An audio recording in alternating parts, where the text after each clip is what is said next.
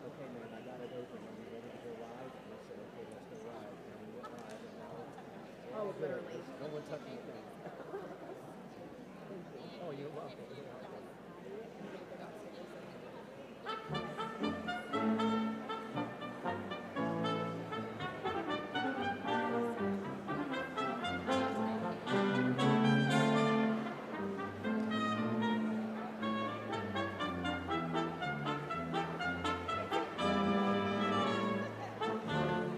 I've been doing this so long, I've learned not to go out.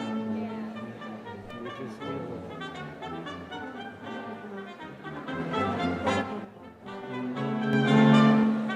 That's the good news about not trying. The last thing you need to do is panic about it. That's what I learned after 45 years of being an engineer in sound and audio and music. So.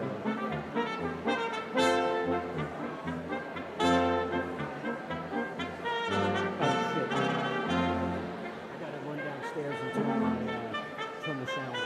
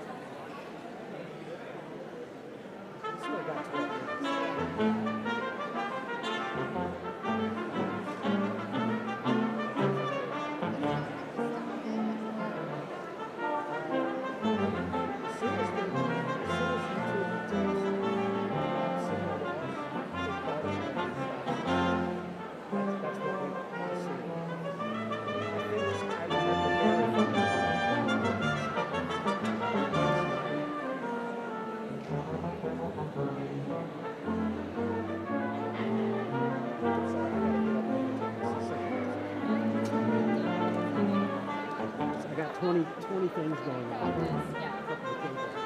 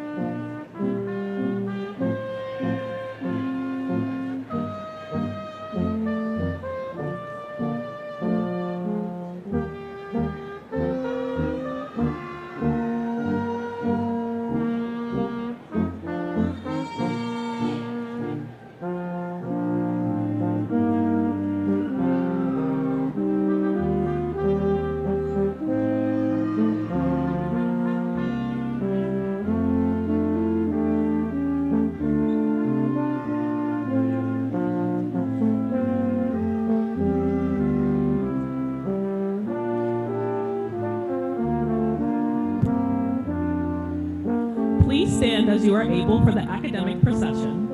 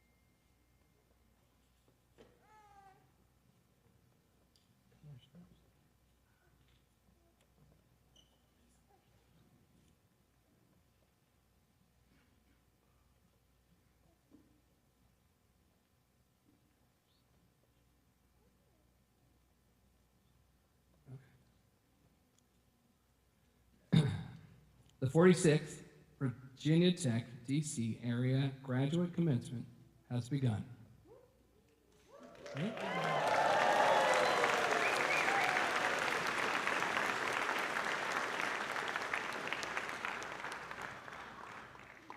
We ask that you take a moment to notice your closest emergency exit. This is also the time to turn off or silence your mobile devices, if you haven't done so already. Thank you. Please remain standing for the posting of the colors by the University Color Guard and the singing of our national anthem by DC Washington.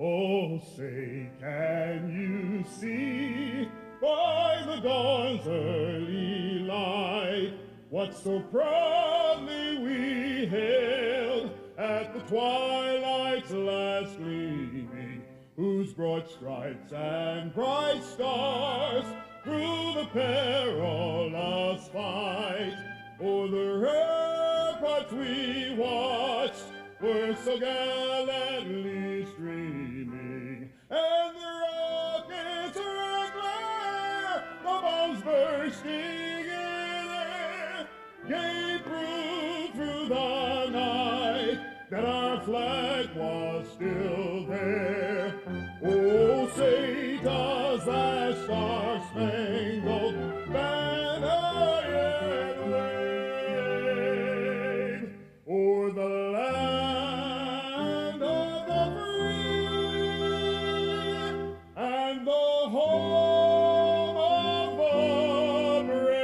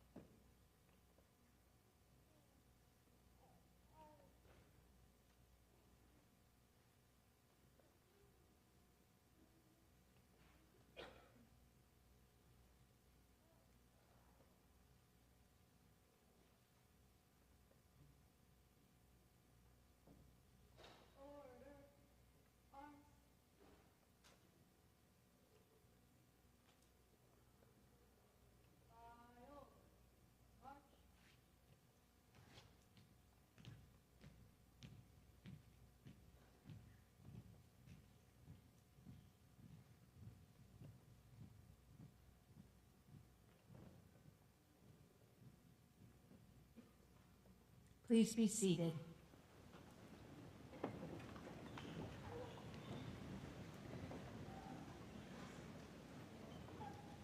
Good afternoon. My name is Barbara Hoops, and I am the Associate Dean for the Graduate School here in the Washington, D.C. area. It is a pleasure to welcome you to the 2026 Graduate Commencement Ceremony. In total, approximately 425 Virginia Tech students in the greater Washington, D.C. metro area and online have earned doctoral degrees, master's degrees, and certificates this academic year. Today, about 180, maybe closer to 200 by now, of those students will be recognized from 5 of the university's colleges and interdisciplinary programs. Their research, scholarship, and application of knowledge generated during their graduate degrees constitutes a significant achievement for our students, as well as a major contribution to the global body of knowledge. We are proud of you and look forward to celebrating all that you do in the world. Congratulations. Who have joined us on the stage today. These individuals have the immense responsibility for the academic and administrative direction of each academic unit. As I call your name, will you please stand and please hold your applause until the end of the introductions. Dr. Amy Supernaut, Dean of the Graduate School. That's fine. Dr. Francis Keene, Vice President for Student Affairs. Dr. Lou Liu, Dean of the College of Architecture, Arts and Design.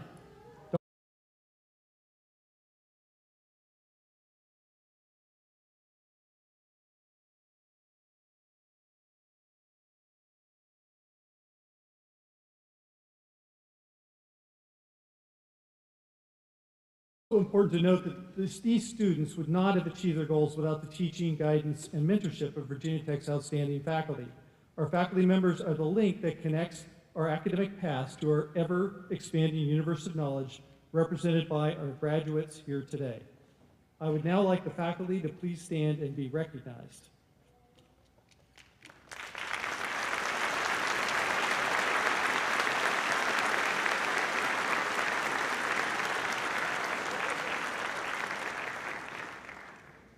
And the supporting cast of family, friends, and community members behind each graduate student also deserve recognition. Would the parents, grandparents, aunts, uncles, siblings, partners, spouses, and children please stand as you're able so we can congratulate you as well.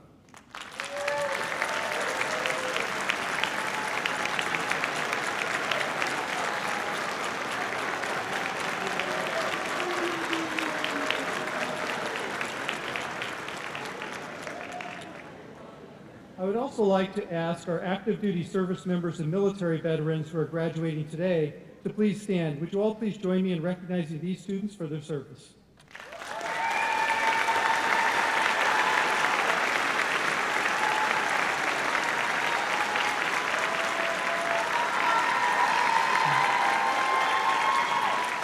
Thank you. It is now my pleasure to present Virginia Tech's Vice President for the Greater Washington, D.C. area, Dr. Lance Collins. Lance?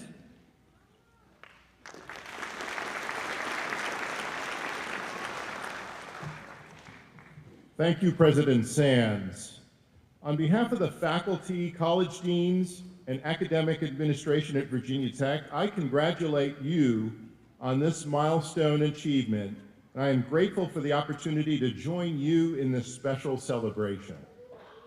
Our entire university community is truly proud of your accomplishments, and we are honored to have you become a member of our graduating party. Today marks the start of the new beginning, one that is guided by our motto, Ut Prosum, that I may serve. Let these words guide the pathways you take in the future and define the impact that you will have on the world. Use your talents not only for personal success, but to create meaningful impact for others. In a world defined by complexity and connection, service means stepping forward to address challenges that extend far beyond yourselves. Here in the Greater Washington, D.C. area, you stand at the intersection of society's three most powerful drivers of change: industry, government, and academia. This is a place where talent and ideas drive transformational change. Your work tomorrow will help shape communities, inform policy, and improve lives across Virginia, the nation, and the world. As new graduates, you are at the center of next, not just what exists today, but what will be tomorrow. Think boldly, collaborate widely, act decisively, and lead with compassion and integrity. You are all talented individuals, but as newly formed alumni, you are joining a powerful network that will challenge and inspire you. Seek out new perspectives, turn ideas into action, because the most important challenges ahead will be solved not alone, but together. As Hokies, carry forward the spirit of Ut Prosim. Let it guide you and lead you on how you can innovate and how you can serve to positively impact our global community and the welfare of people around the world. Take a moment to reflect on your amazing journey. Celebrate your accomplishments and thank your professors, family, and friends for their unwavering support. Congratulations, Virginia Tech Class of 2026, and go Hokies!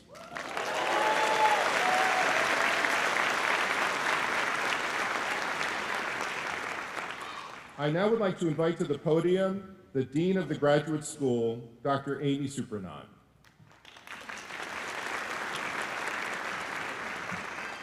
Thank you.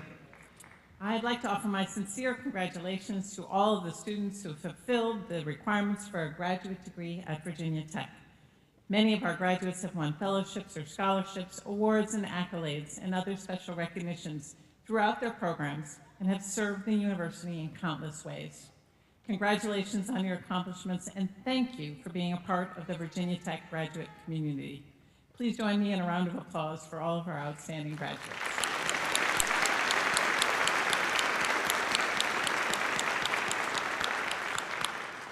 My first thought is you made it.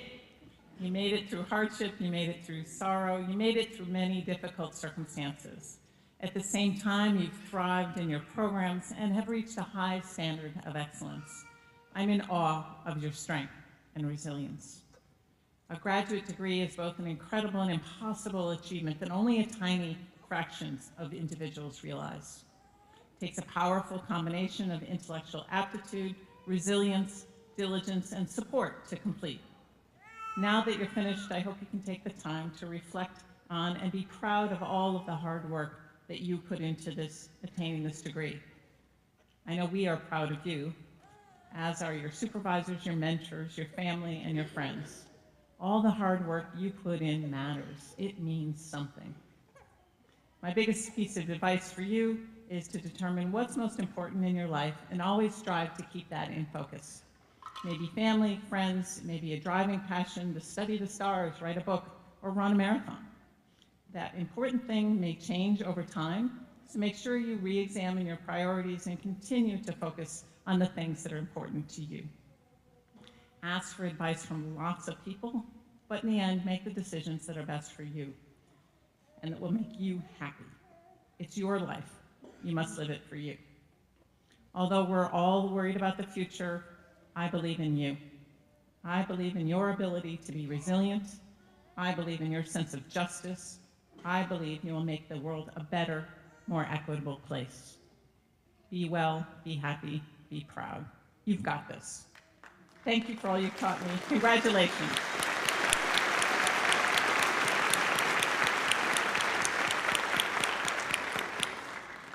This spring, we've invited 2 graduate students to share their comments about their experiences at Virginia Tech. I know you'll enjoy their reflections. Reba Khan, who has completed her Master of Information Technology degree, is our first speaker. She's a double Hokie, having completed her undergraduate degree in computer science at Virginia Tech in 2020. She originally came to Virginia Tech as a transfer from Northern Virginia Community College with an associate's degree in electrical engineering. Ms. Khan works as a senior software engineer and earned her master's degree while working full-time and managing a family with 2 young boys, now 9 months and 4 years old. Reba?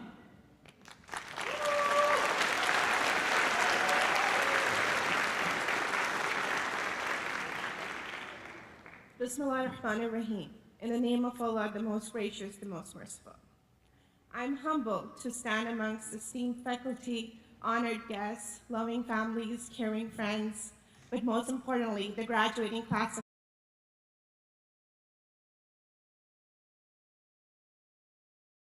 terms, but for us, success looked different in those small moments. Some of us chose to miss the most awaited reunions in order to submit assignments on time, while others accepted late penalties to be present for a child's game night. Some of us stepped away from countless social gatherings to be able to attend those group meetings. yet still found ways to protect what mattered the most, like a promise of an anniversary dinner. For me, success looked different in those small moments. It was my husband's hugs and kisses while ordering takeout on the nights I could not solve the coding bug. It was my now 4-year-old closing the door behind me saying, "Sorry, Mama, I'm gonna make too much noise. I'll let you study." It was my parents coming over the weekend to care for the kids so I can take those exams. It was my sister-in-law's words of encouragement that you're almost there, so close to that degree. Those moments reminded me that behind every accomplishment, it's determination and sacrifices and all the people's support that believed in us when we started losing hope.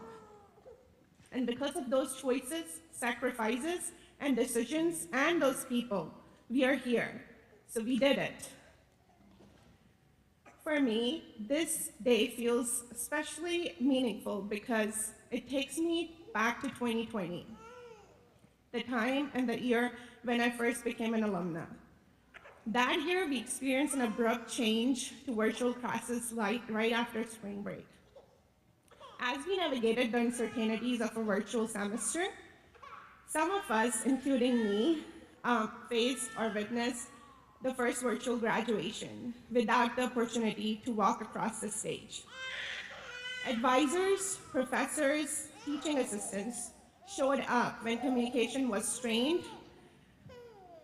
They are the real pillars. Virginia Tech expanded virtual support groups so students would not have to go through those difficult moments alone. Faculty worked tirelessly to deliver top-notch education online, while increasing their availability and offering support, which was both academic and personal. So people often ask me why I chose to return as a Hokie for my master's. And the answer is quite simple. If an institution proves its value in the most difficult circumstances, it's more than a place of study. It becomes a community that shapes the way we live and lead. So yes, the saying holds true, once a Hokie, always a Hokie. As we leave this ceremony, we carry more than degrees. We carry a responsibility. Virginia Tech's motto, or CROSM, is not merely a phrase reserved for campus walls. It's a change meant for every day that follows. So let us serve our communities. Let us make an impact, be it large or small. In difficult times, let us choose to spread hope, offer encouragement, and share kindness. If we see someone without a smile, let us be the reason that defined one. So class of 2026, may you continue to learn with humility, lead with integrity, and serve with purpose. Congratulations. Thank you, and go Hokies.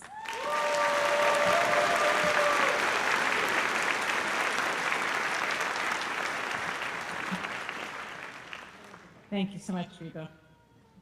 Our second student speaker is Pranay Dalwani, whose home is in Lima, Peru.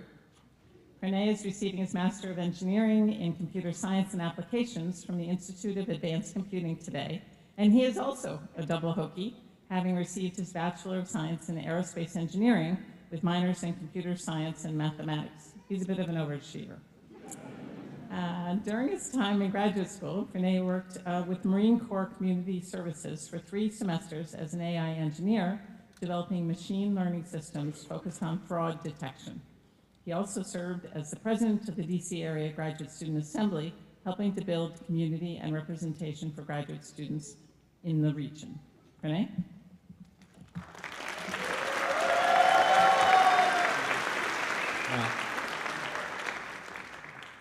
Thank you, Ms. Khan. Good afternoon, faculty, families and friends, my fellow graduates. Before I begin, I'd like to thank each and every one of you for helping us reach this milestone, especially the families, especially the faculty. None of us got here alone. When I first arrived at Virginia Tech in 2019, my dad and uncle helped me move into my dorm room, carrying boxes, giving advice, and pretending they understood my class schedule. But before my dad left, he did one more thing. He hung up a sign in my room that said, "What are you here for?" And I remember thinking at the time, this is incredibly cringe. So naturally, the moment he left, I took it down. Because at the time, I thought I already knew the answer. I was here to get good grades, graduate in 4 years, get a job. I even told him confidently, I'll be done in 4 years. And yet, here I am, 6 years later, with 2 degrees. So technically, I wasn't right, but academically, I like to think I overperformed. But somewhere along the way, Virginia Tech became more than just a place where I was earning a degree. It became a place where we were building something together. For those of you that don't know, our cohort started at the Northern Virginia campus in Falls Church, which was smaller, homier, where familiar faces quickly became a close-knit community. Before we left, we signed our names on the walls, bidding farewell and making sure future generations would remember us. Then, we transitioned to the Academic Building 1, which, for a place built around innovation, is a remarkably practical name.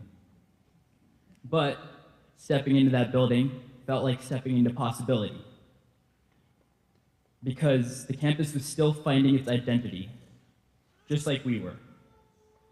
During this time, I had the honor of serving as the Graduate Student Association president. From hokey hikes, pumpkin carvings, international festivals, and chess club, we turned a new campus into a community. And that's something unique about our class. We didn't just inherit a campus, we helped define it. And so somewhere along the way, I started thinking back to that sign my dad hung up in my dorm room. 6 years ago, I took that sign down because I thought I already had the answer. Today, I wish I'd left it up. What are you here for? Now I realize that question never really goes away.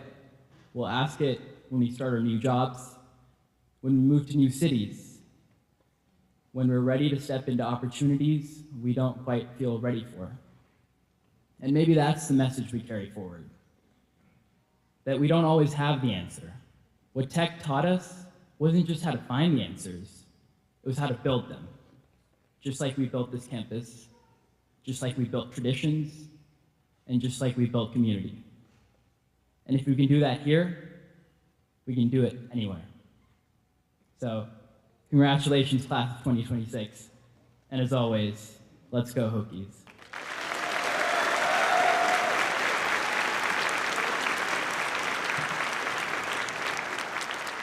Thank you, Reba and Pranay, for sharing your wisdom. Our commencement speaker today has been a professor of practice with the School of Public and International Affairs since 2018.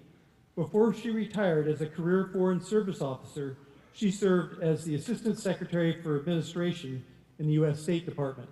Prior to that, she was U.S. Ambassador to the Republic of Namibia and served in U.S. embassies in Sweden, Hungary, Kenya, Sudan, Turkmenistan, and Malaysia. Ambassador Joyce Barr is a fellow of the National Academy of Public Administration. She has held senior leadership positions at National Defense University, where she was inducted into the Hall of Fame and became the first interim chancellor of the Industrial College of the Armed Forces. She serves on the boards of the American Academy of Diplomacy, the American Foreign Service Protective Association, the Massey Group, and Pacific Lutheran University. Ambassador Barr holds a bachelor's degree from Lutheran University, a master's degree in public administration from Harvard, a master's degree in resource strategy from National Defense University, and an honorary doctorate from Pacific Lutheran. Her awards and honors include the Joint Distinguished Service Award from the Chairman of the Joint Chiefs of Staff. Please welcome the Honorable Joyce Barr.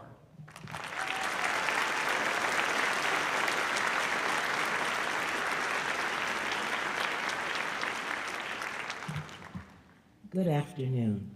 First, I join others to extend sincere congratulations on completing your academic programs at Virginia Tech. I thank President Sands and Dean Supernome for the invitation to address you today. I am truly honored to be part of the celebration of your accomplishments. From the standpoint of my personal encounters and views, I take a moment to talk to you about public administration, the linkages I see between diplomacy and other careers, and say a few words about mistakes. I am interested in helping people, so I have a strong interest in public administration because I see it as operational. This is where policy turns into action. For example, tangible things like public education, access to clean water, and road maintenance. Excuse me.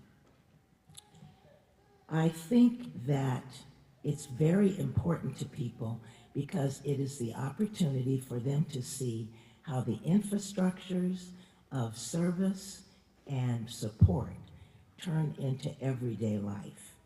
So this is something I found particularly attractive. For the first part of my career, I was responsible for implementing procedures and programs to provide comprehensive support for U.S. government personnel, properties, and equipment overseas. From that experience, I learned that the most important part of public administration is the P, because it stands for the people. Many use public to think about groups of people, but I prefer to think about it in terms of individuals. A neighbor, the person at the receptionist at the doctor's office, the person who finally fixed my cell phone. I believe that policy implementation could affect how people lived, so I tried to ensure that things were better after a policy was adopted and not worse. Currently, the implementation of public administration at federal, state, and local levels is closely scrutinized and frequently challenged. Simultaneously, the globalized environment that directly and indirectly affects much of our economic activities is more volatile and uncertain. Therefore, I have profound respect and admiration for your decision to consider and hopefully pursue careers that embrace service to others, encourage creativity, improve efficiency, and solve human problems. Your presence here is an example of Virginia Tech's motto, ut prosim, that I may serve. I believe there are at least 3 diplomatic principles that are useful for professionals in both the public and private sector, and they are: build and maintain relationships, focus on understandable communications, and use interest-based negotiations. With relationships, sometimes you could be creating one, but not fully realize it at the time. I arrived late on a Friday afternoon to begin my first senior leadership position overseas. Prior to my departure, I learned that one of the most popular members of the embassy local staff at my new assignment was unexpectedly hospitalized. When my embassy sponsors picked me up that Saturday afternoon, I was full of coffee and nervous energy. After touring the embassy, I arranged to visit the employee at the hospital later that morning. I thought it was the right thing to do. That visit also sent a powerful and positive signal to local staff that I was also concerned about their welfare. Within 3 weeks, that new relationship was the basis for extraordinary collaboration as we made new plans and procedures to respond to increased security threats after the September 11th attacks in the U.S. Once the security situation stabilized, a small delegation of local employees approached me with a request. They wanted me to ask the State Department to increase the mandatory retirement age by 5 years so that it would match the local retirement system and make it easier for them to collect benefits. My first thought, uh-oh. I started thinking about all of the potential barriers I might face, from my immediate supervisor, the State Department, and from local authorities. Even so, I still wanted to try and help because this group had gone above and beyond to help in the overall effort to make American employees and official American properties safer. I assumed I would have to hire an outside firm to gather statistical data and then to draft the economic analysis, and I was already operating with a very tight budget. I was surprised to learn that the necessary expertise already existed within our workforce, most of it gained in jobs that those employees had prior to joining the U.S. government. The final proposal was well-researched, data-driven, and compelling. After many months, the State Department finally authorized the change, resulting in higher employee morale and productivity. The higher retirement age also allowed the embassy to attract more top talent. Many of you have observed or read about the multiple theories, strategies, and styles of negotiations that may be applied in the workplace. My personal default was to use interest-based negotiations because they enabled me to learn more about the person or group I was negotiating with and increase the odds that we would find common ground. In addition, if the situation was very emotional, the overt act of separating the people from the problem kept the door open for future discussions after tempers cooled down. I had assignments to several countries where it was unusual for women to work outside of the home. In one of them, I was responsible for moving equipment, vehicles, personal belongings, etc., in and out of a country with poor roads, fuel shortages, and unreliable communications networks. It seemed as if every 2 to 3 weeks, a shipment would be damaged, misrouted, or occasionally disappear from the airport or the port. We had multiple meetings with officials from the Ministry of Foreign Affairs, which is equivalent to the State Department, the airport, and the Port Authority to try and keep things moving. Our meetings took place in a room set up as if there was going to be a panel. The officials from the host country sat behind a long conference table covered by a white tablecloth. The representative from the Ministry of Foreign Affairs sat in the center and chaired the meeting. There was an aisle in front of the table that separated it from 4 or 5 rows of chairs that faced the table. Embassy officials sat in the front row, their local staff members sat in the middle rows, and observers, who were usually not allowed to speak, sat in the last row. One of my American male colleagues who worked in a different section at the embassy accompanied me to my first meeting and made introductions. I could tell that the host country officials were initially surprised to see me, but they quickly recovered and had an assistant lead me to the back row. My colleague sat in the first row, and whenever the chairman would ask a question, he would turn all the way around in his chair and then repeat the question to me. I would answer, but when I did so, I tried to do so in a respectful manner while stressing how we could work together to solve the problem. Then my colleague would turn around and repeat what I had just said to those seated at the table. By the 4th meeting, I could see that the officials from the port and airport were holding back laughter whenever there was a question.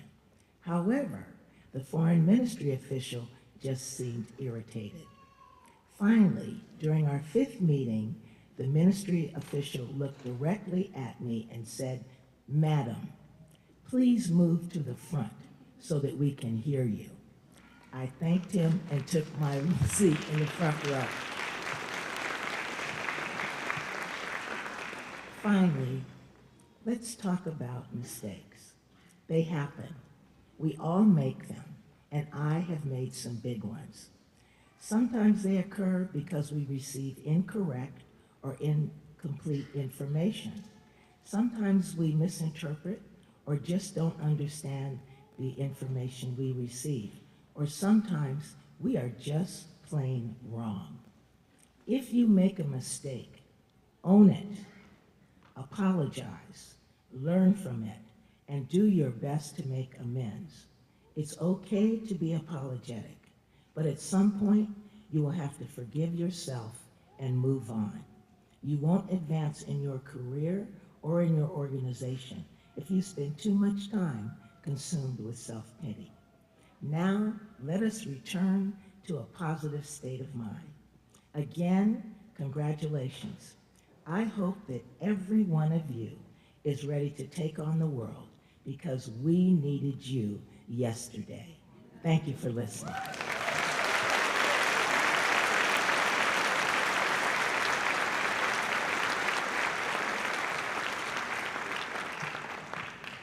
Thank you, Ambassador Barr. We will now begin the conferral of degrees, beginning with the doctoral degrees. The doctoral degree represents the highest level of academic achievement and goes far beyond the acquisition of knowledge. A successful doctoral student is a producer of knowledge, someone who will contribute to the leading edge scholarship in that field. Some will go on to become professors and pursue a career in academia. Others will apply their skills to public service and government, launch innovative products, or open up new frontiers in K-12 education. The presentation of the doctoral degree includes a very old and special tradition. The doctoral candidate and the student's major advisor, the person who most mentored and supervised the student's research, join each other on the stage where the advisor places the hood over the head of the graduate.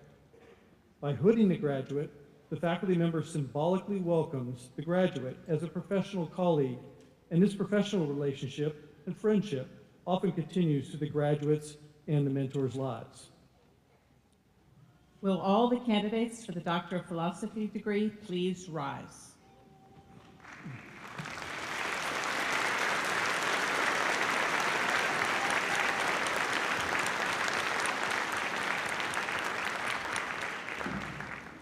President Sands, I have the honor to present the candidates for the Doctor of Philosophy degree.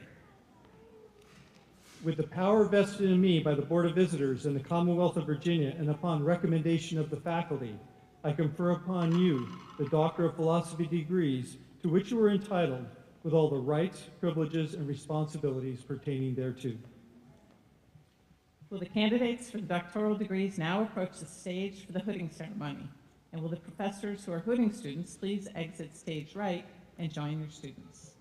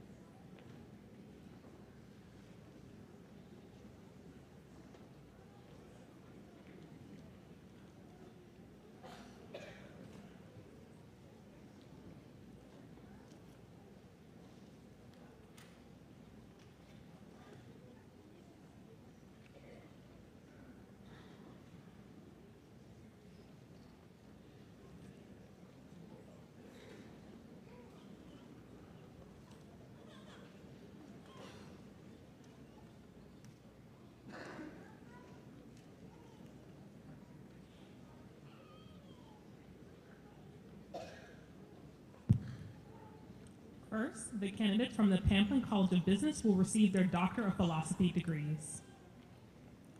Receiving a PhD in Business, Executive Business Research, Iqbal Uddin Ahmed, hooded by Dr. Dipankar Chakravarti.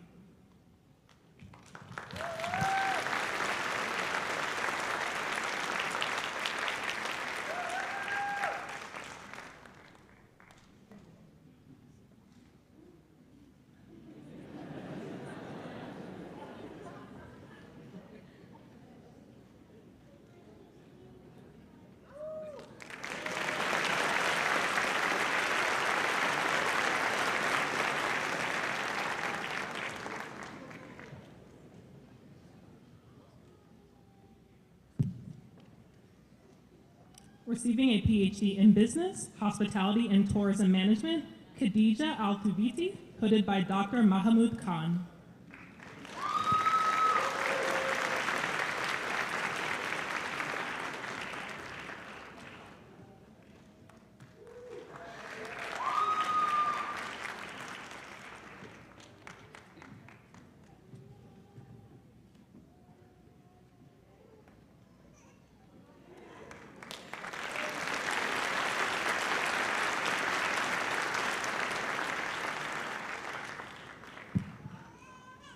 The candidates from the College of Engineering will now receive their Doctor of Philosophy degrees. Receiving a PhD in Computer Engineering, Sudeep Maitra, hooded by Dr. Angelo Stavro and Dr. Haiying Wang.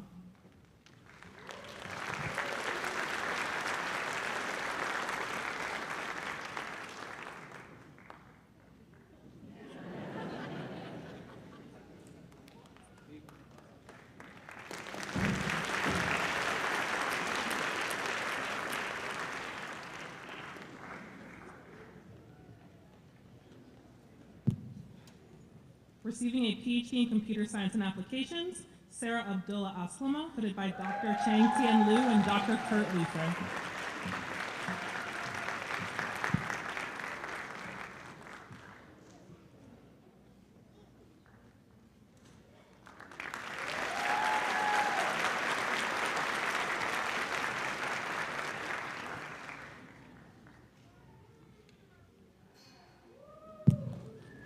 Dian Chen, hooded by Dr. Jin Hee Cho.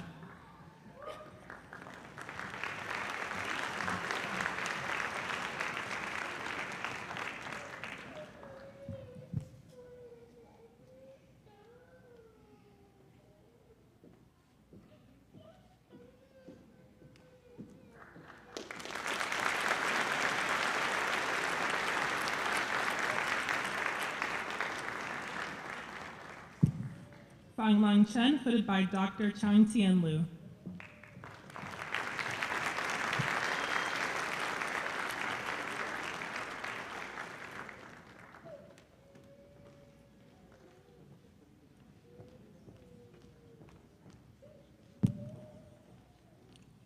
Shalik Sakar, hooded by Dr. Chang Tien Liu.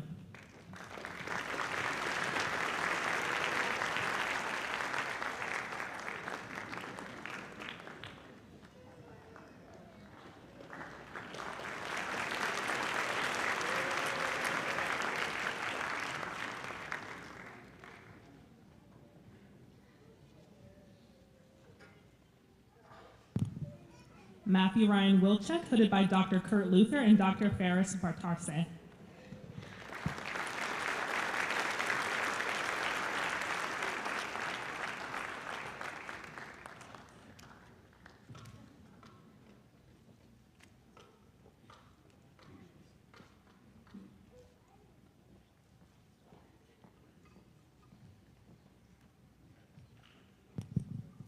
Hao Chi Song, hooded by Dr. Liqing Zhang.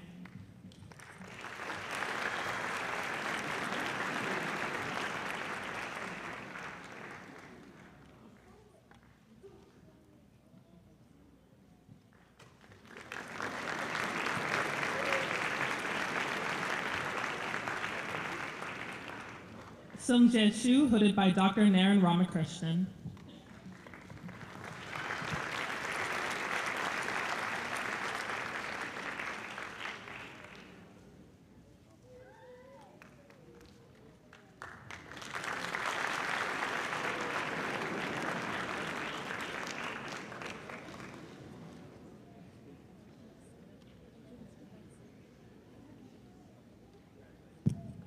Receiving a PhD in Industrial and Systems Engineering, Glenn Edward Ledane, hooded by Dr. Barbara Hoops.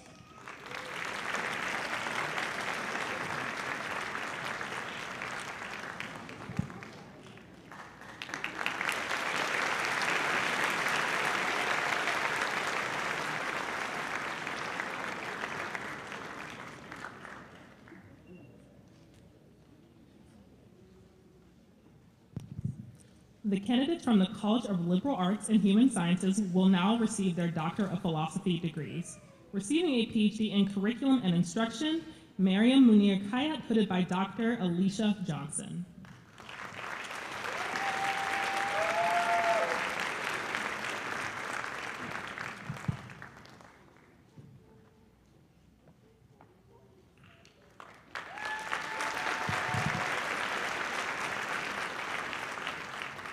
Receiving a PhD in Planning, Governance, and Globalization, Daniel Asefa Makib, hooded by Dr. Joel Peters.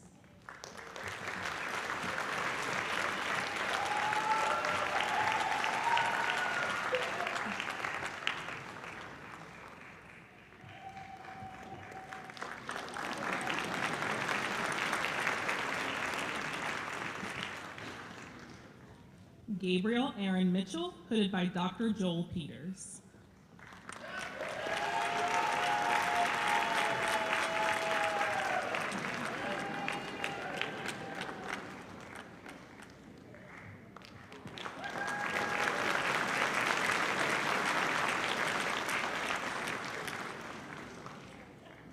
Julie Rebecca Shoup and Dr. Ariel Amram and Dr. Joel Peters.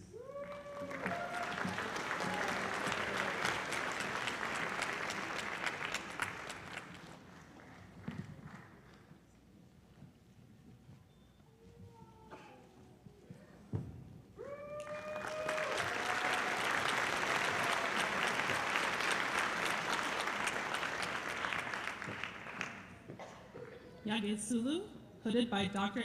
Ariel Aram.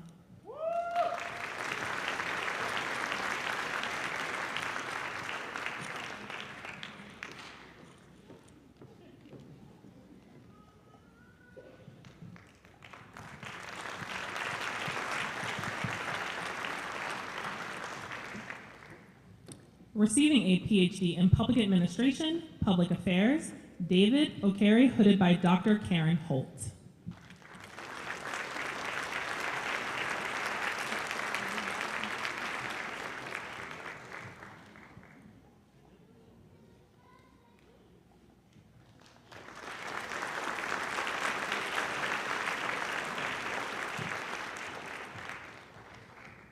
Receiving a PhD in Science and Technology Studies, William Anthony Carroll, hooded by Dr. Janet Abate.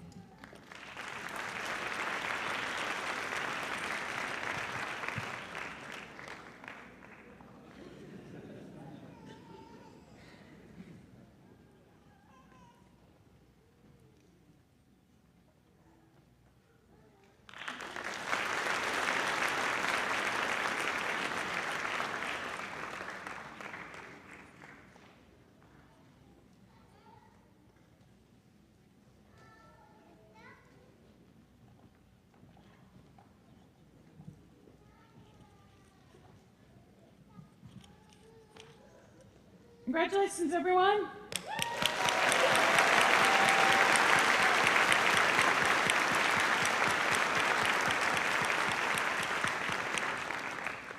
Will all the candidates for the master's degrees please rise?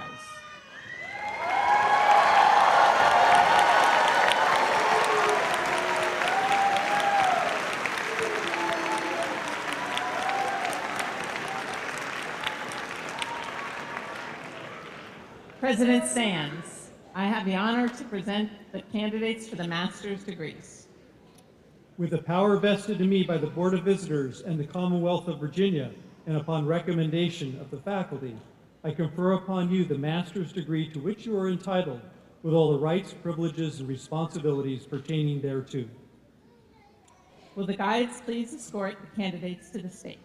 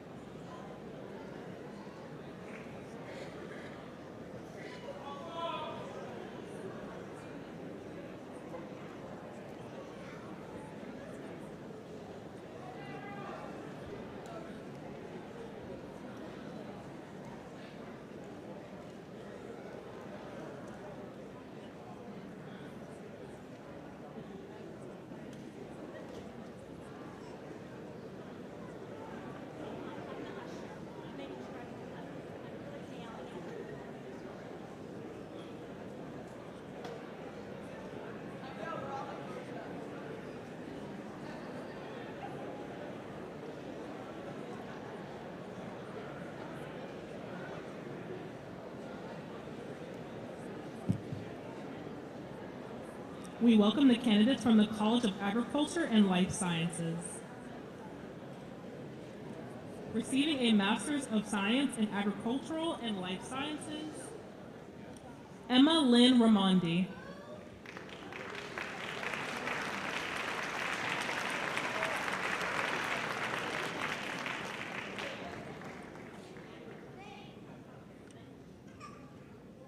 We welcome the candidates from the College of Architecture, Arts, and Design.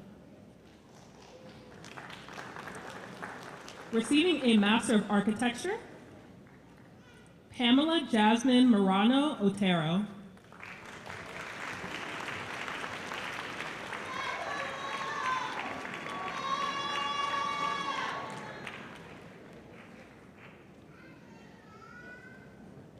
Anna Karina Awad.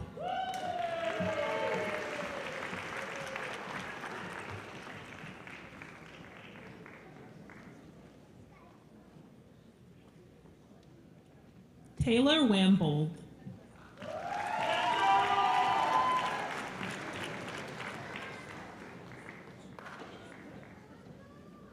Karen Daniela Aldana Castro.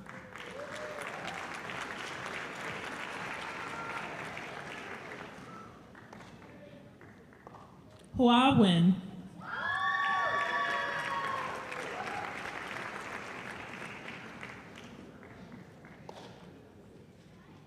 Christopher Charles Coleus.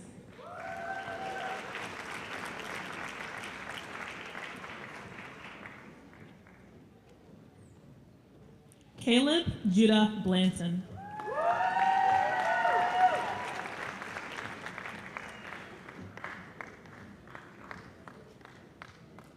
Robin Brooke Resnick.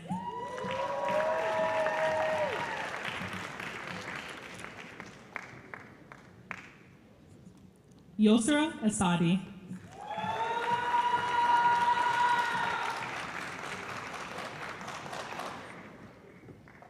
Lais de Lima Weba.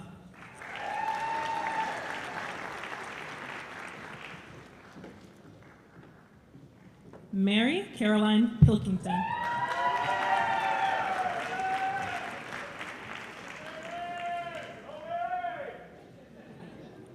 Liam Bin Shu.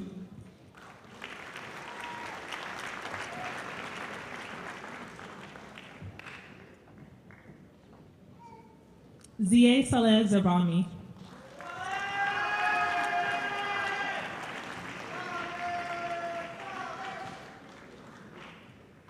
Receiving a Master of Science in Architecture, Michael James Stelfox.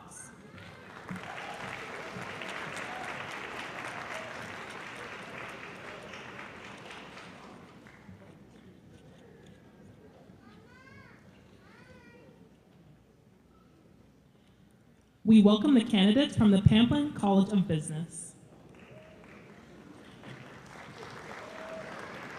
Receiving a Master of Business Administration, Julio Cesar Monroy Cruz.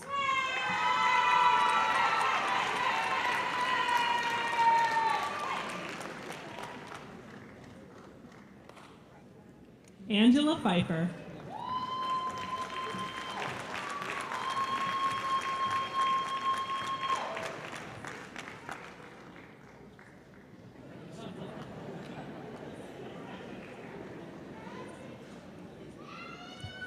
Nana Asumadu.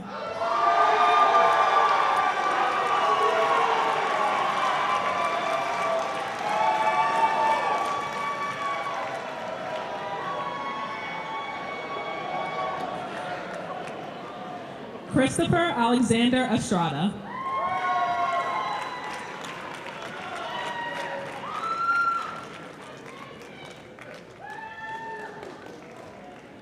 Madeline Leon Guevara.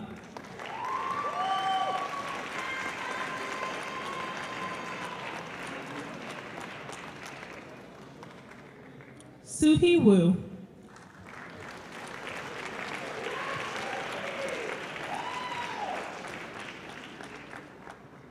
Christopher Harrison Barden.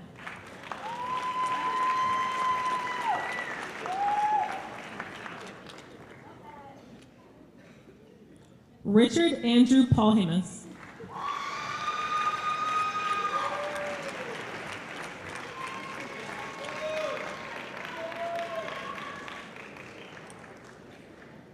Kalyangela Lamudi.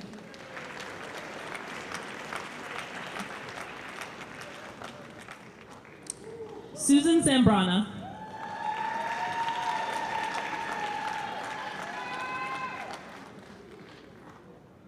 Rashard Martin.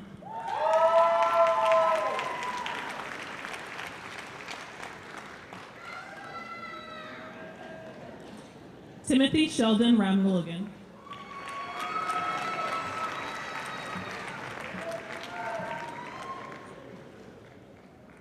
Receiving a Master of Science in Business Administration with a concentration in Hospitality and Tourism Management, Gracelyn Adelie Redding.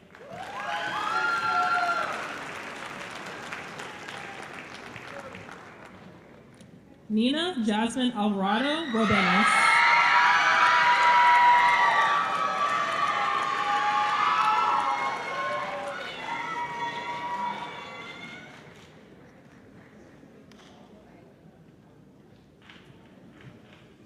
We welcome the candidates from the College of Engineering.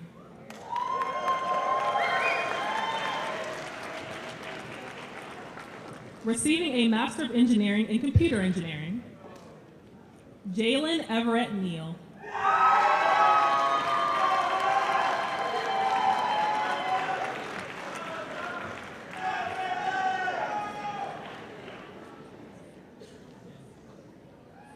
Ethan Christopher Duvall.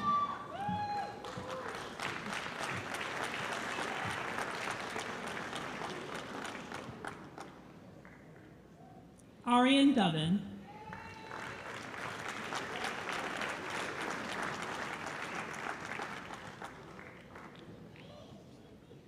Timothy Andrew Palamarchuk.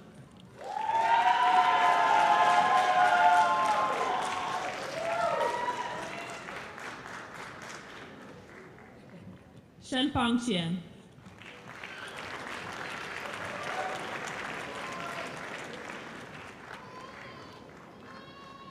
Alvin Chung.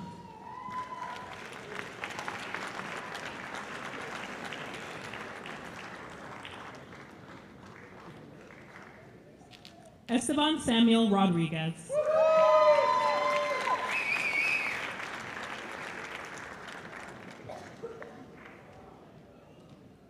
Nolan Thomas Atreed.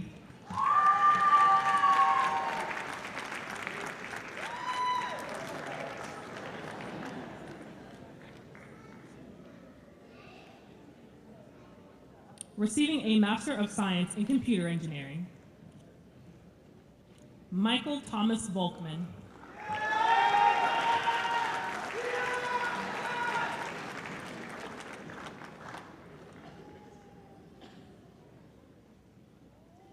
Marlene Gimbus.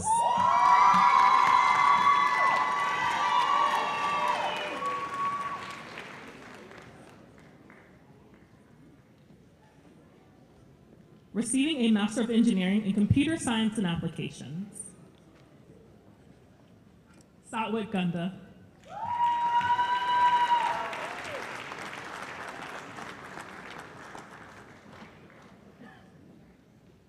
Trinity Guru Nathan.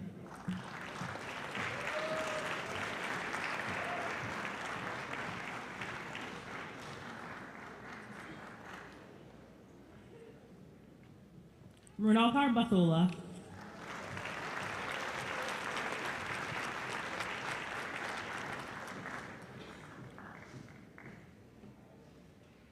Rami Isam Galib.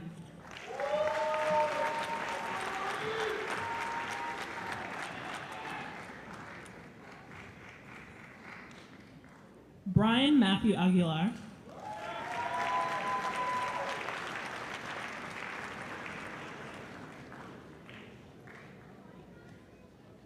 Martha Patience Ta.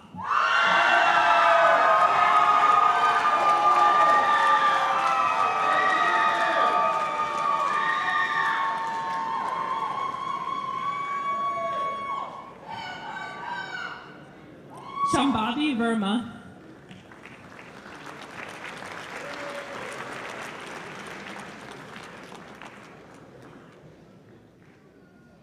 Lucy Eilena Schaefer.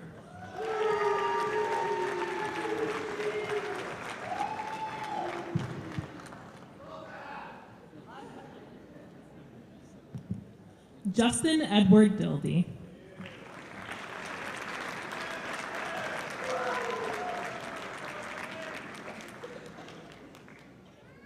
Blake Stephen Guminski.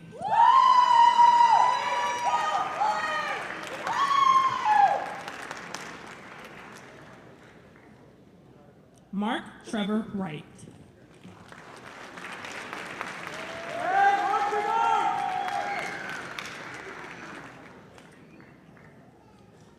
Max Alexander Kuwong Sawan.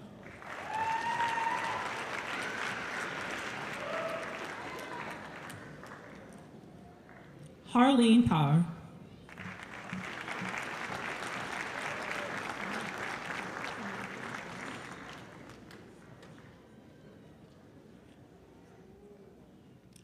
Anjali Makichin.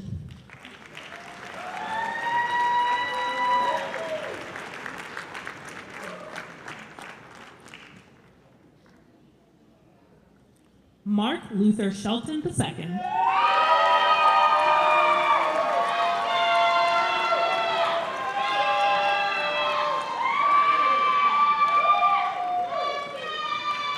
Jorge Biscal.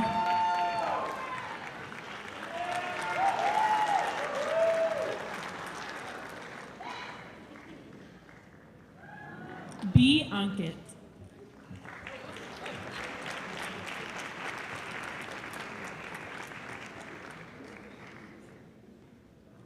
Yas G. Rathi.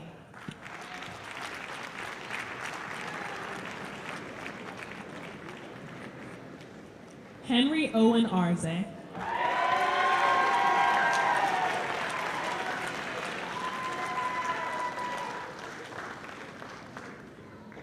Nathan Chet Polaruk.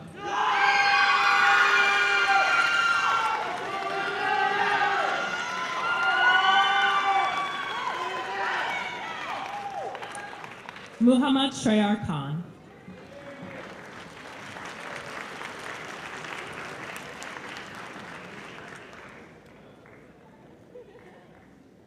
Hamza Amir Sethi.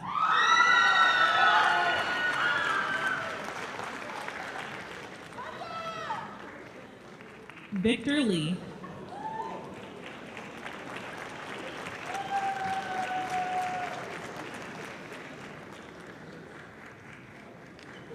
Kavya Rachita Anna Peretti.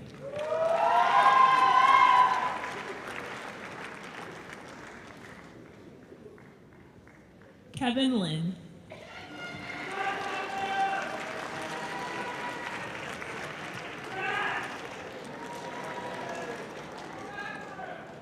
Caitlin Abigail Vickery.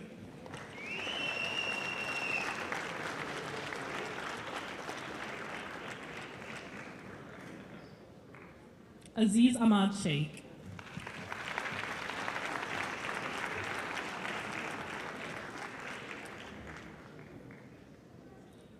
Nicholas Andrew Ponticelli.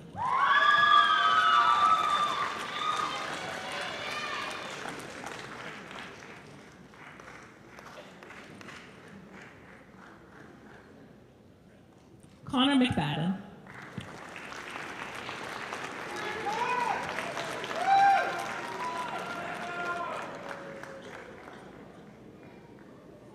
Christopher Drake Williams.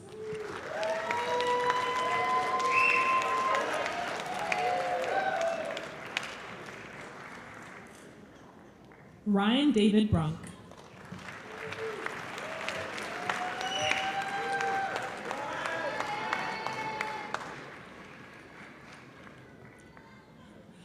Thomas Joseph Spearing IV.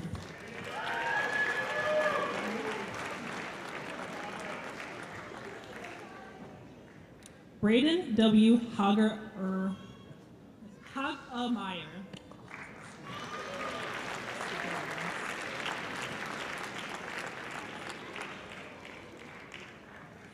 Aiden Adams.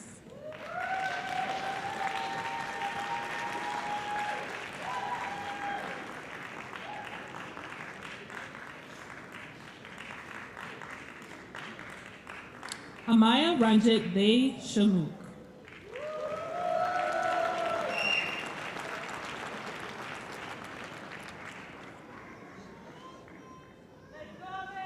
Yuchia Chang.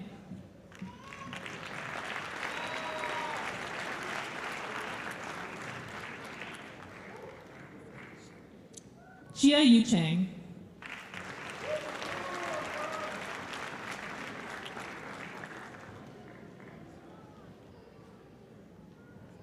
Hishang Jo Chang.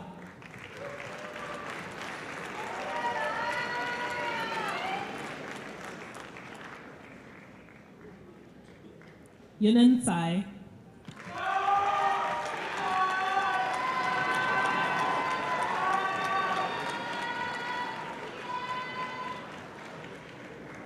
Yang Shen Chen.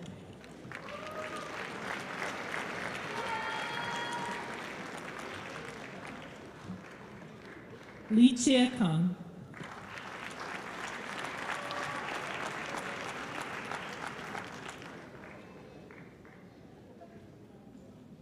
Jing Gao.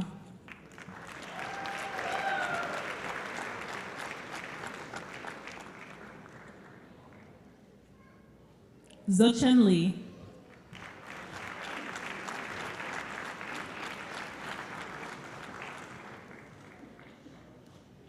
Kushal Chetri.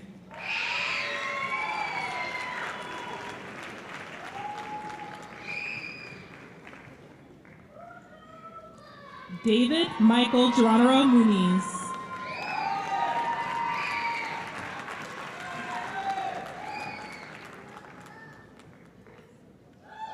Kingsley Bao Hao.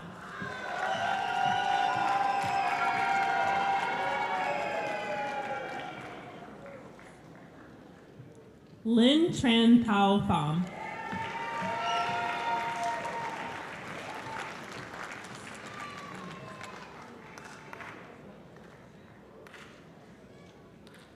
Taran Singh Bondali.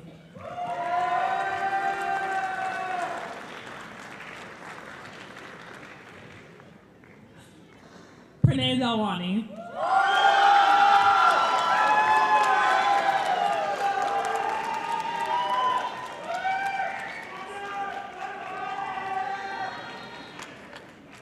Receiving a Master of Science in Computer Science and Applications. Eunice Son.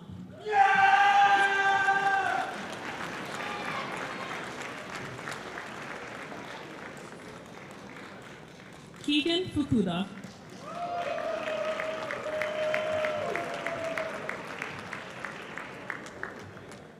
Chen Wei Chang.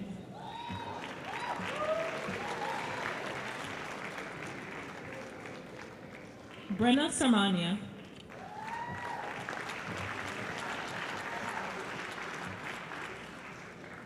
Diego A. Melendez Maita.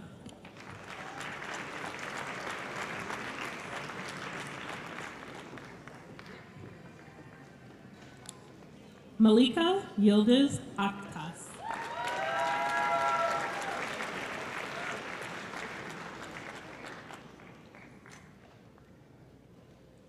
Receiving a Master of Engineering in Electrical Engineering. Carmela Abera Mamo.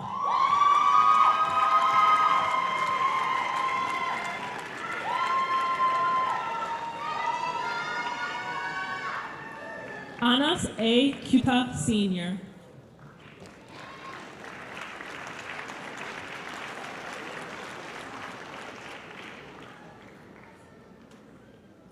Min Min Fang.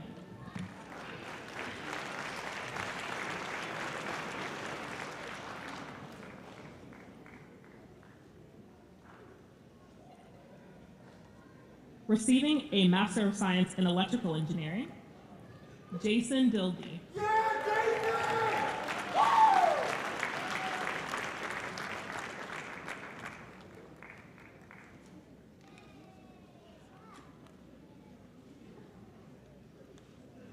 Demetrius Georgios Giannopoulos.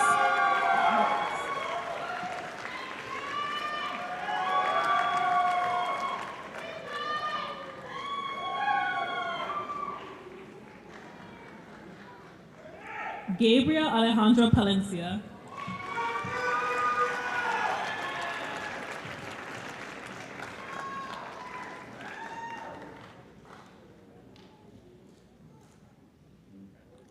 Receiving a Master of Engineering in Industrial and Systems Engineering, Yasman Yashek Fard.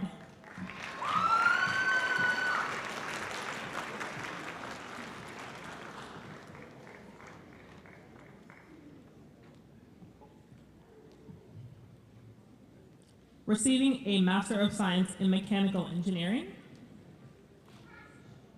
Victoria Pauline Thomas.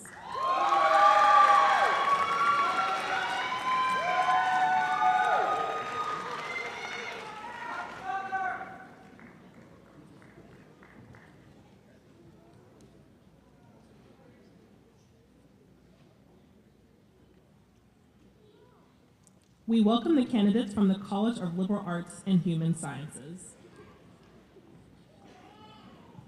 Receiving a Educational Specialist degree in Educational Leadership and Policy Studies, Sean Julian Frank.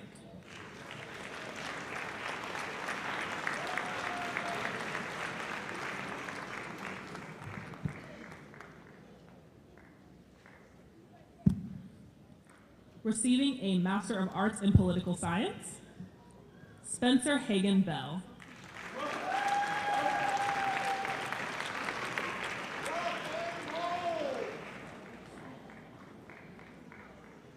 Receiving a Master of Public Administration, Helen Eckert Phillips.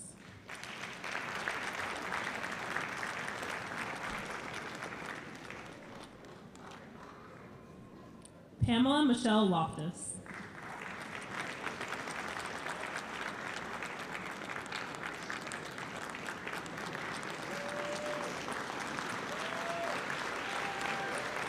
Josette Marie Bulova.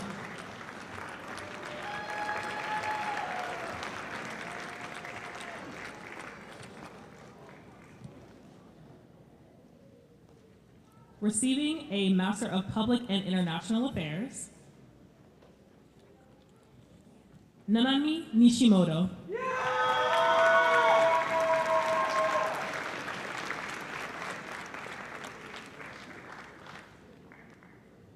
Julian Tem Nolasco.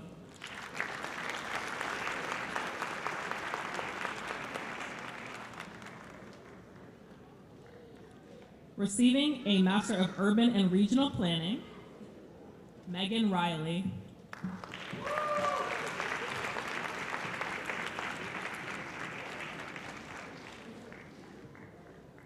Noah Gregory Mack.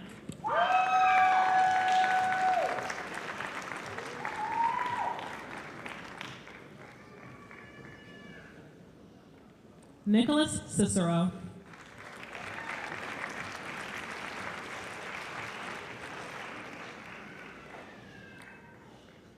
Morgan Berry.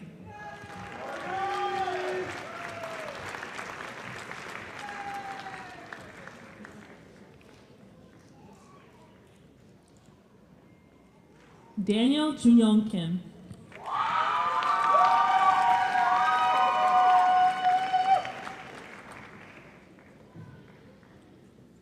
Abigail Dawn Vaughn.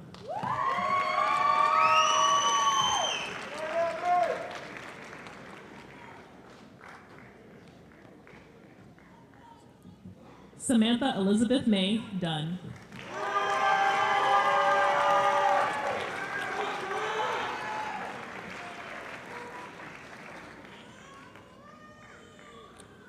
Zenobia McKinney Goodman.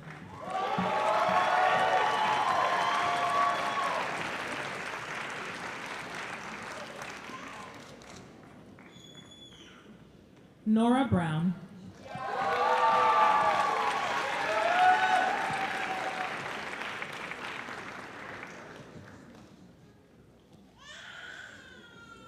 Catherine Elise Lee.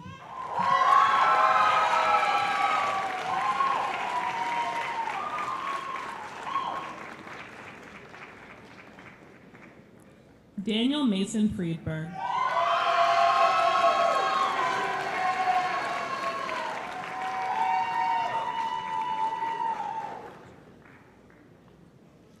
James Alden Bustles.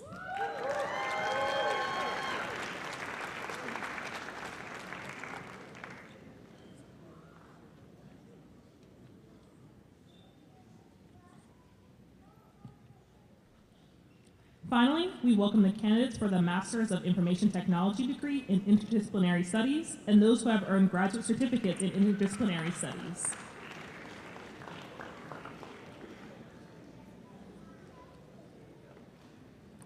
Arti Reddy Alam.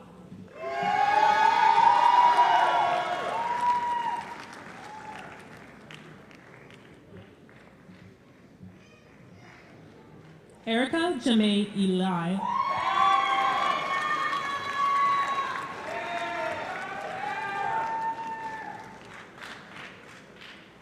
Sarah Abram Giremedin.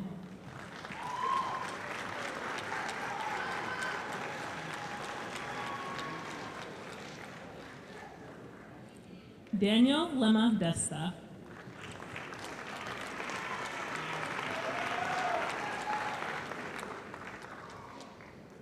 Lacandra Missick.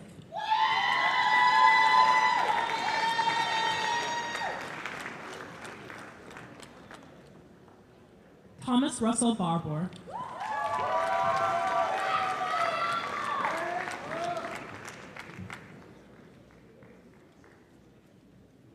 Lloyd Kenu McIntosh.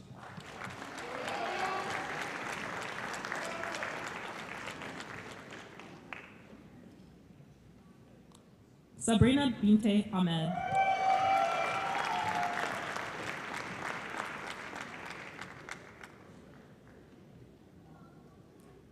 Yusuf Akif Alusi.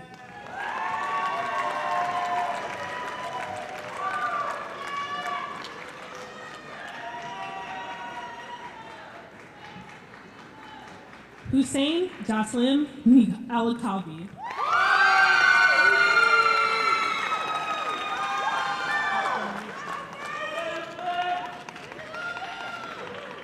Mila Matthews.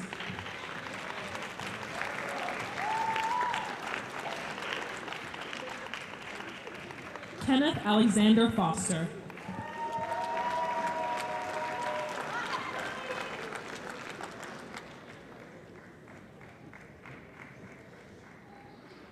Nicholas Giordano Martino.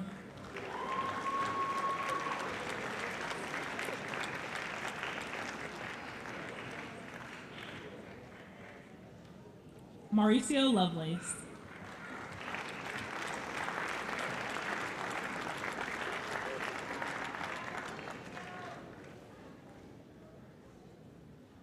Cindy Tran Chowley.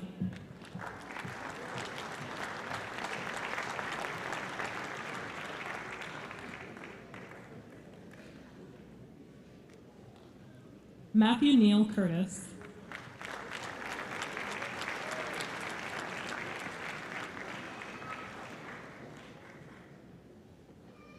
Sullivan James Denning.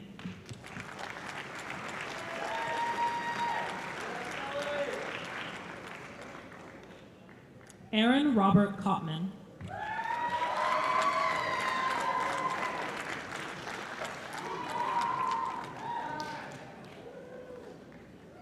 Lacey Rebecca Packard.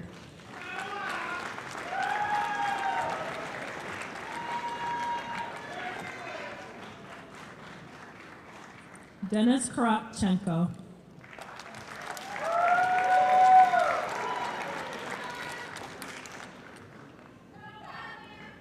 Reba Khan.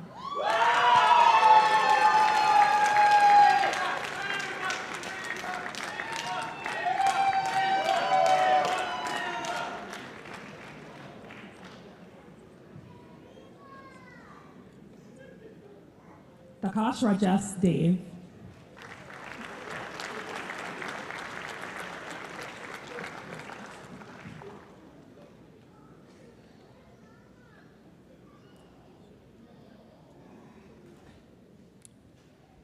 receiving a graduate certificate in local government management, Brian Salazar Zamora.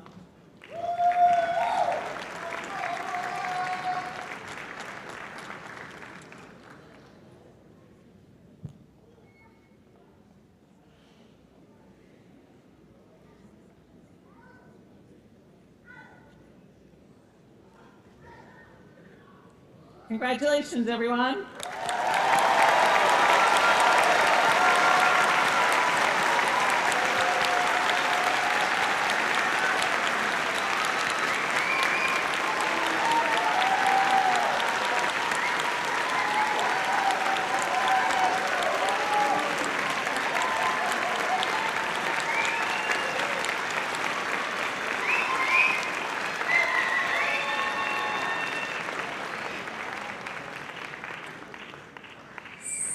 Stephanie Alexander, double hooky and successful entrepreneur, will now welcome our graduates into the alumni community. Stephanie is a 10-year member of the Pamplin MBA Advisory Board and has found professional and personal satisfaction in giving back to Virginia Tech in a variety of ways.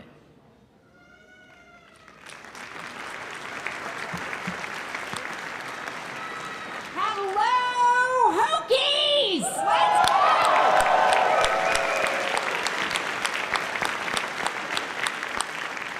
They gave me 6 minutes. I'm going to do it in 3, and we're going to get out of here because these gowns are hot, and you guys are great.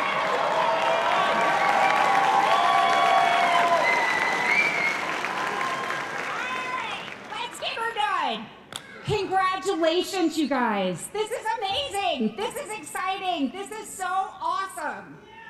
As you guys know, damn right, let's go. It has been a journey. This is hard. People appreciate it. We have missed birthdays. We have missed weddings. We have missed projects. We have done all the things. This is not easy, and you guys have done it. You have spent every weekend stressing over papers, over reading assignments, group projects. I know when I was in the middle of my executive MBA, there was never a time that you didn't feel like something was falling behind, right? You were always late on something, whether it be personal or professional or students. Man, it sucks. I mean, let's be honest, right? But you made it, and you're here. So that is the most exciting part. So for now, your life has been on hold, right? And now it's yours. Yes!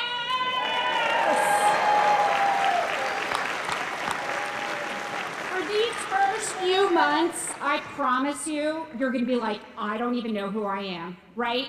I'm gonna take that vacation that I told you I was gonna take. I'm gonna do those chores that I told you I was gonna do. Maybe not. I'm gonna catch up with my friends. I'm gonna see my family. I'm gonna do the things. I'm gonna enjoy this summer, right? Who's ready to go on vacation? Who's ready to enjoy this summer? It is time to get your life back. Get your life in order. Do the things, right? All the things that you promised these wonderful, supportive people that you were gonna do, it's time to do it, right? Are we there? Including the honey-do list. Sorry for some of you. But as things start to return to normal, you'll find that there is an opportunity to help others that come after you. You know how hard this is, and these poor people don't know what's in front of them. As alumni, you join over 250,000. 250,000 Hokie alumni. We are freaking everywhere, people, everywhere. Our network is vast and can be a great resource for you. You can help find a new job, find new friends, open doors, generally just have people in your life with a shared experience and love for the university. And that is the best part. This lasts for the rest of your life. Once a Hokie, always a Hokie. There's an opportunity for you to help those that follow in your footsteps. There's so many ways for you as alumni to support tech. Volunteer to mentor a student, serve on an alumni charity, serve on a board, join the alumni chapter, just go to a football game for God's sakes, or basketball, or mainly the women's sports, they're doing much better. Sorry. Just saying. You didn't get here alone. Somebody opened a door for you. So now it's your turn. So my message to you is absolutely get your life back. Do those things. But when you come up for air, give back to your community. Give back to the Hokies. Give back to all the students who are coming behind you. It's a shared experience, and man, it's the coolest thing ever. Are we good? Are we graduated? All right, so how many people, and I know this is graduate community here, but come on, you guys are Hokies now. So when I tell you, and this applies to all of our folks out at home, the Let's Go Hokies chant, people need to know what it is, right? So, welcome to being Virginia Tech alumni. Let's go Hokies! Let's go Hokies! And finally, one more. I am the last person on this stage. You guys freaking earned this. Let's go Hokies!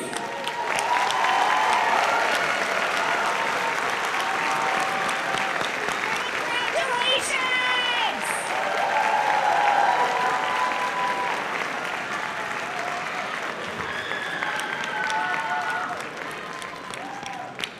Thanks, Stephanie. She fibbed. I'm the last person. Sorry. A special thanks to Alexis Snyder as the reader of the names, to Marshall Kirk Cameron, to soloist D.C. Washington, what an amazing national anthem, to all the volunteers for your capable assistance, to the director, Charles Peterson, and the members of the Quintessential Brass Repertoire for providing the music for this afternoon's ceremony. Now please stand until the colors are retired and the stage party has recessed, and then it's all yours. You graduated. Congratulations. Have a safe trip home.